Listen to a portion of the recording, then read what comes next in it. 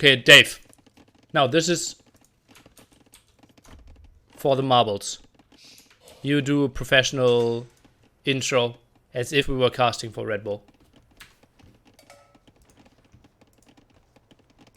Welcome, everyone, to game number 7 of this series. Remember, Vivi was up 3-0, if I remember correctly, and Capoch has clawed his way back.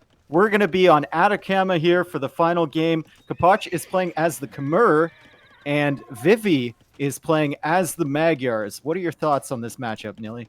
Oh, that's a tricky one. Magyars, obviously, having cheaper scouts and having them strongest because they have forging for free means the scout rush is pretty damn scary, and we see the early stable. I love to see that, but unfortunate for Vivi, he did miss Capoch and won't have the craziest rush ever.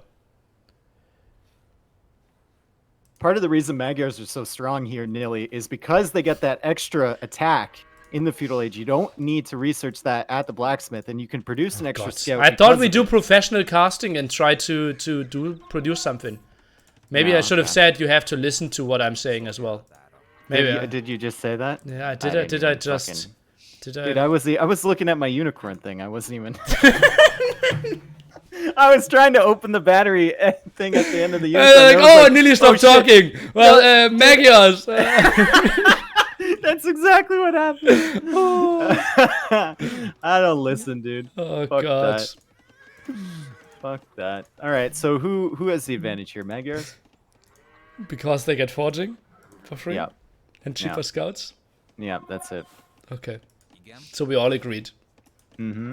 3v3 fight could be taken.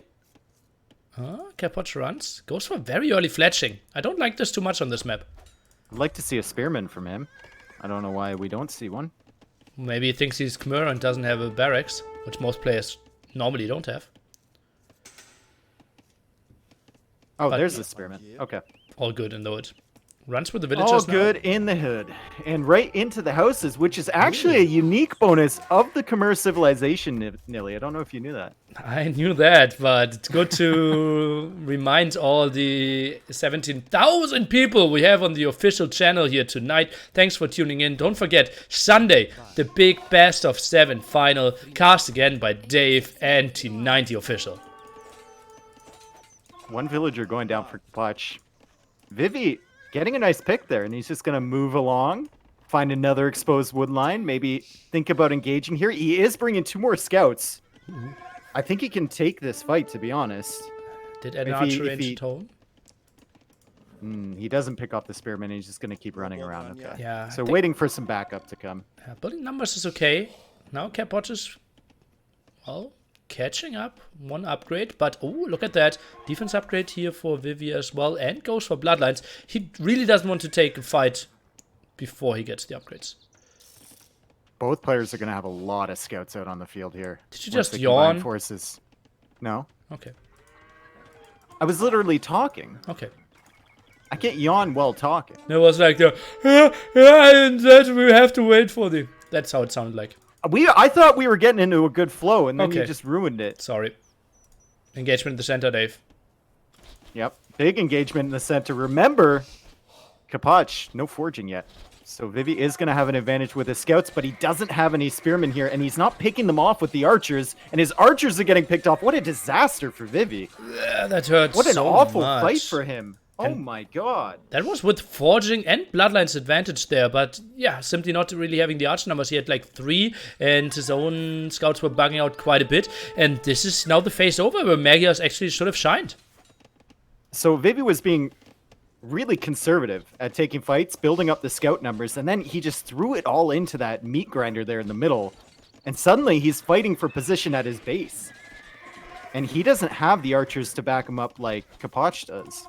And now he builds a horrible house that completely blocks the retreat of some of his villagers. Now takes a villager to the fight there as well. I'm not really sure what's happening. Is holding this one somewhat though, but skirmishers should really focus down the archers. Yeah, it almost seems like his click precision here just isn't where he wants it to be. He's got villagers standing around. Some of them are fighting, some of them aren't. The skirmishers are getting picked off by the scouts. Oh, 5 to 10 military at the moment. Skirms are indeed going down. Archer's doing a good job here. And that woodland will stay exposed for quite some time.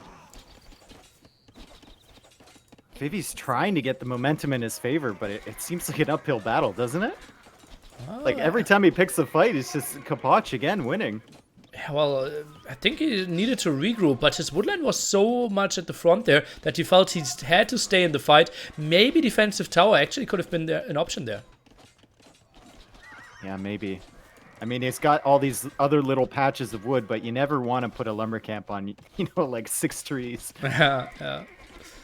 Well, they only have 100 wood as well. Villagers now pretty exposed. Military count not increasing, at least not really for Vivi. 12 to 3. Is this a 3-0 into 3-4?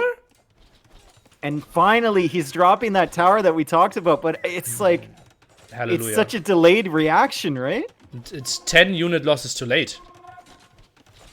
Scouts are still active at the side, still no bloodlines, but now we have triple stable from Capoch. Am I seeing that correctly? Indeed, he's producing like a madman. 3 stables, only 18 on farm, so he's not going to be able to sustain that. But for the moment, just to get the momentum on his side and to push this position, really, really good. And Vivi is just overwhelmed. This could be the first time where he somewhat breathes, but now Capoch... it's the gold. Yeah. Simply has so much army still left. Bloodlines finally as well. Just keeps on swarming. And the wood at the top is exposed as well. Yep. And Vivi can only have his army in one location. He does not have 3 stables. He's only got 2 of his own. Having trouble producing from them. Having trouble producing archers because he just doesn't have the wood. He's got enough gold, but no one on wood. And wow. Pushed off the gold now too. Oh, and that's a major, major victory for Capoch here. Surrounds everything now. Military 13 to 4. 7 villagers ahead behind this one as well. Housed again. Capoch, that's something we saw over and over again. But yeah, I like how he's keeping up the aggression. What do you think about maybe an aggressive tower behind that woodline? I would love it. 100%. Especially when Capoch is over there on the left-hand side, and now the villagers are chasing archers with fletching. Oh god, you never want to see that. He sees that Vivi doesn't have a woodline over there. He knows that this front is probably the only option for him. So a tower would be really, really great, especially with scouts to support it. Yeah, took some wins at the right-hand side. Villagers wanted to go back onto the gold. So many idols. Vivi has to tab out. What a crazy comeback by Capoch. What? Like, he just grabbed the momentum and he never let it go. Holy that was moly. Nuts, dude. Especially after that one, what was the Haboob game, where Vivi just, like, destroyed him in 10 minutes. And then to come back after that is just crazy. Holy, and he lost also Vikings to Chinese on Arabia to begin off the set. That's something that should never happen as well. He needed to get warm. And Capoch, for not a lot of people like really know how good he was, but he was one of the best guys in the early times when the first team game tournaments were out there. They played with Doubt in 2003, and this is just pretty damn crazy that he's coming around and now being in one of the major tournament top 16 of the world again. Yep. He's been grinding hard. You have to appreciate it, right? It's not all just memories from the past as well. He's been learning new things along the way, playing hundreds of games against good people on the rank ladder. Yeah. And he deserves this for sure. He deserves it. Yeah, so active, and that's just extremely sweet for him. And